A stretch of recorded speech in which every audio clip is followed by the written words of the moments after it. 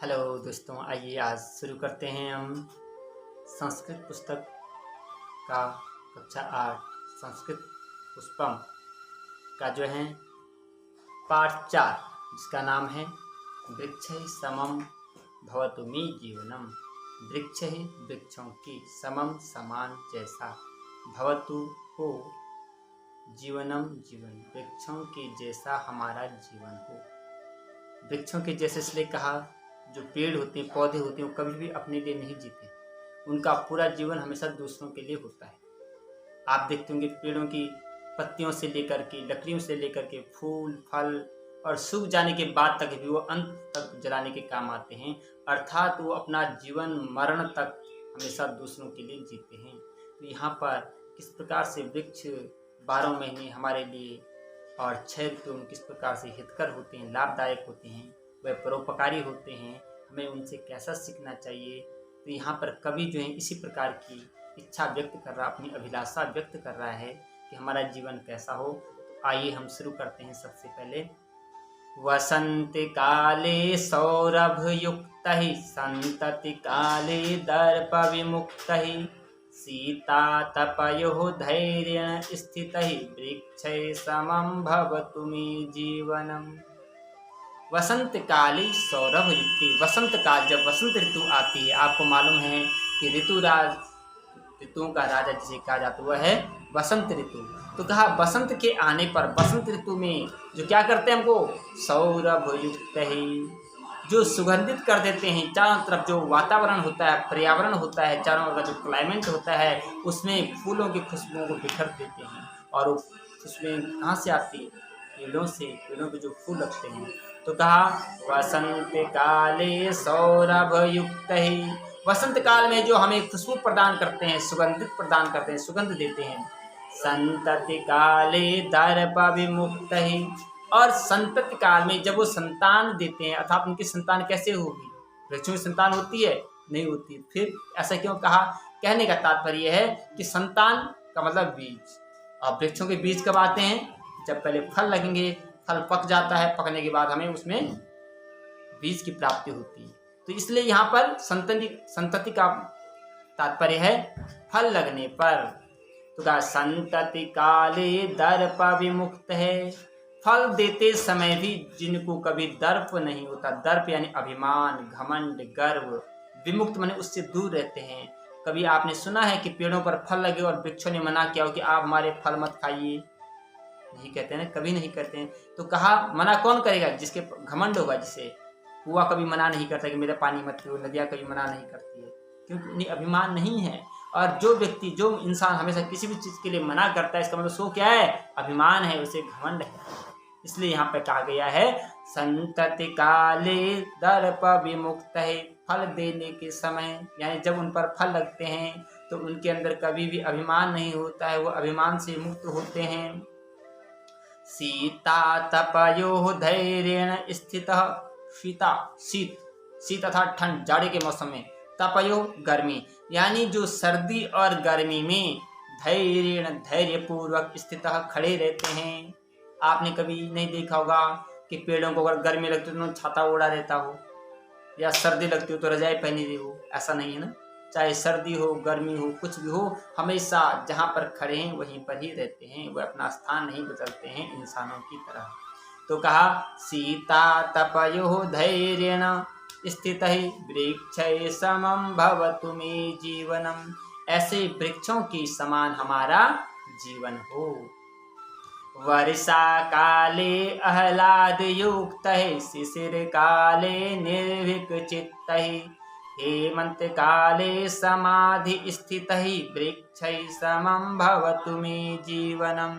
वर्षा काले आह्लाद युक्त है, वर्षा काल, जब वर्षा ऋतु आती है तो उस समय आह्लाद, आनंददायक, जो हमें आनंद प्रदान करते हैं वर्षा ऋतु में।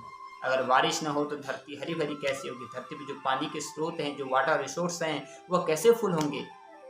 तो कहा वर्षा काल आने पर जैसे धरती प्रसन्न हो जाती है, क्योंकि सारे जीव जंतु, वृक्ष, पेड़ पौधे, लताओं को क्या मिल जाता है? पानी मिलने लग जाता है, वनस्पतियों को पानी मिलता है। तो कहा वर्षा काले आह्लाद युक्त है, वर्षा काल में जो बड़ी प्रसन्न हो जाते हैं, कौन? वृक्ष, क्योंकि उनको पानी की जरूरत मिल जाता है। शिशिर काले निर्भीक चित्त है, और शिशिर जब सर्दियों का मौसम आता है तो बिना डरे निर्भीक चित्त है, बड़ा निर्भय पूर्वक अपने मन को अपने मन को शांत रखते हैं बिना डरे हुए। हेमंत काले समाधि स्थित, और हेमंत काल में जब हेमंत ऋतु आती है तो उस समय, हेमंत यानी बसंत से पहले पतझड़ जो होता है, इस प्रकार के मौसम में भले उन पर पत्ते नहीं होते हैं, फूल नहीं होते, तो समय किसी तरह रहते हैं? समाधि, जैसे मानो समाधि लगाई रहती है, ऋषि मुनियों की तरह हिलते डुलते नहीं हैं, जिनके पास कुछ भी नहीं होता है, समाधि वही लगाते हैं सन्यासी लोग। तो कहा इस प्रकार से उनके पास जब कुछ भी नहीं होता तो वो समाधि की लगाई हुई तरह खड़े रहते हैं। वृक्षै समं भवतु मे जीवनम, ऐसे वृक्षों की समान हमारा जीवन हो। आगे, क्षुधार्तेभ्यः फल संततिः दानं, शरणागतेभ्यः आश्रयदानम्, आतपार्तेभ्यः छायादानं, वृक्षाणां व्रतं तद्वत् स्यान्मे जीवनम। क्षुधार्तेभ्यः, क्षुधा कहते हैं भूख के लिए, जब पेट में भूख लगती है तो क्षुधार्तेभ्यः, भूख लगने पर भी, संतति दानम, जो हमें क्या देते हैं? फल रूपी संतानों का दान करते हैं। जो वृक्षों की संतान है उनके फल होते हैं, तो वो अपनी संतानों को दान करते हैं, अर्थात अपने फलों को हमें क्या करते हैं? दान करते हैं।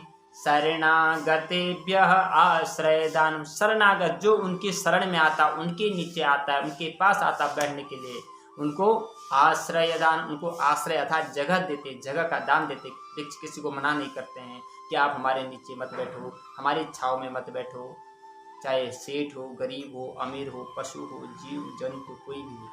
तो कहा जो कभी भी किसी को क्या नहीं करते हैं? मना नहीं करते हैं। शरणागते वे, शरण में आए हुए को जो आश्रय दान, जो हमेशा आश्रय देते हैं, जगह देते हैं। आतपार्तेभ्यः छायादानम, आतपार्तेभ्यः, जो गर्मी से, तप मने गर्मी, तपा हुआ यानी गर्मी से, जो गर्मी से तपा हुआ हो, यानी जिसको गर्मी लगी हो, थका हुआ जो व्यक्ति हो, उसको छायादानम, उस गर्मी लगने वाले व्यक्ति को क्या देता? अपनी छाया करता, अपनी पत्तियों के द्वारा उसको छाव में देता है, छाया प्रदान करता है। वृक्षाणां व्रतम तद्वत्, ऐसे वृक्षों का जो व्रत है, कि जो उनके जीवन का व्रत है, ऐसा व्रत नहीं आप हमारी तरह की नहीं जी खाना नहीं खाना वो व्रत है। उनका व्रत क्या है? कि जो शरण में आया है उसको शरण देना, जो थका हुआ आया हो उसको छाव करना, जिसको लकड़ी चाहिए उसे लकड़ी देना, जिसको फल चाहिए उसे फल देना, इस प्रकार से उनको प्रदान करना। कृतम यही सीतायाः सतित्व रक्षणम, कृतम किया है यही मैंने जिसने सीतायाः, सीता का सतित्व रक्षण, सीता को जब रावण ले गया तो अशोक वाटिका में रखा था, तो सीता उस वृक्ष नीचे रही थी। तो कहा जिस वृक्षों ने सीता की रक्षा की थी। बुद्ध से आत्मज्ञान से साक्ष्यम, और महात्मा बुद्ध को ज्ञान कहाँ प्राप्त हुआ था? बोध गया सारनाथ में, है उस वृक्ष के नीचे बैठ करके बुद्ध जी ने ज्ञान प्राप्त किया था। तो कहा यह वही वृक्ष जिनके नीचे बैठ करके महात्मा बुद्ध ने ज्ञान की प्राप्ति की थी। पांडव शास्त्राणाम गोपनम, और पांडवों के शस्त्रों को जिन्होंने अपने पास छिपा करके रखा था, जब पांडवों ने अपने अस्त्रों को छिपा कर उन वृक्ष की टोटर में छिपा के रखा, तहि वृक्षै समं भवतु मे जीवनम, उन वृक्षों के समान मेरा जीवन हो।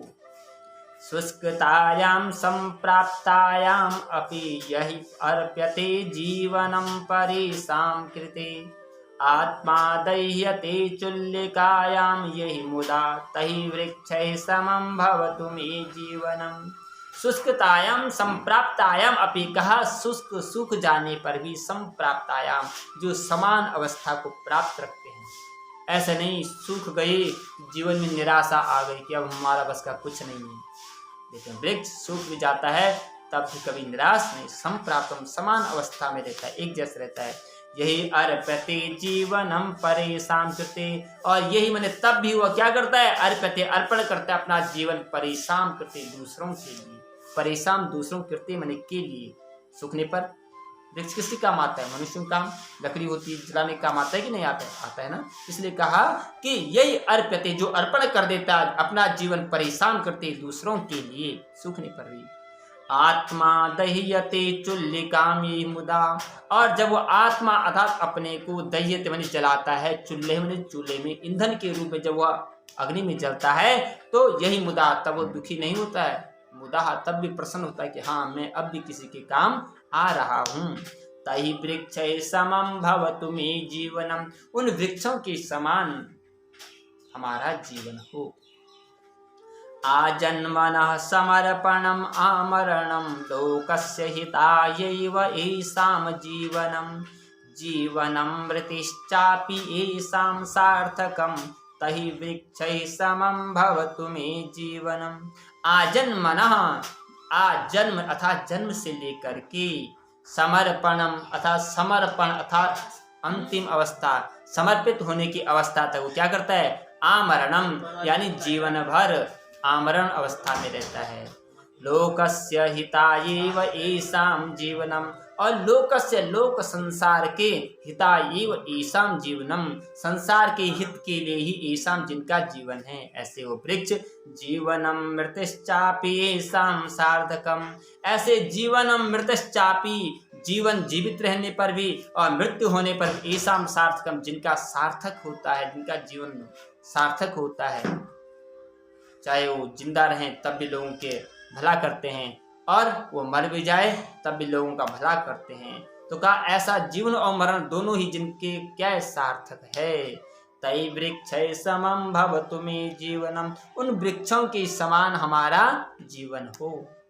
यह इस पाठ में बताया गया है कि वृक्ष किस प्रकार से हमारे लिए लाभदायक है, हमारे लिए परोपकार करते हैं, हमारे लिए उपकारी हैं, किस प्रकार से हमारे लिए वो यूज़फुल हैं। हमें पर्यावरण की रक्षा क्यों करनी चाहिए, क्यों आज पूरी दुनिया में लोग जो हैं पर्यावरण को बचाने के लिए मुहिम चला रहे हैं, यह इस पाठ में बताया गया है। और जीवन में निस्वार्थ भाव से जो व्यक्ति काम हमें करना चाहिए, जैसे वृक्ष करते हैं, जन्म से लेकर के मृत्यु तक कभी दुखी नहीं होते। कितनी बड़ी मुसीबत आ जाए, आंधी आ जाए, तूफान आ जाए, बारिश आ जाए, गर्मी आ जाए, सर्दी आ जाए, लेकिन हमेशा तटस्थ रहते, अपने एक ही स्थान पर विद्यमान रहते हैं। वह कभी भी अपना स्थान नहीं बदलते हैं, कभी भी अपना दुख किसी से नहीं कहते हैं, कभी भी दुखी नहीं दिखते हैं। ऐसा मनुष्य का जीवन होना चाहिए और यह हमें इस पाठ से सीख लेनी चाहिए। इस पाठ का तात्पर्य यही है कि हमारा जीवन भी वृक्षों की तरह परोपकारी होना चाहिए। मिलते हैं आपको अपनी अगली वीडियो में, तो आप हमारी इस वीडियो को लाइक, शेयर, कमेंट जरूर करिए। धन्यवाद।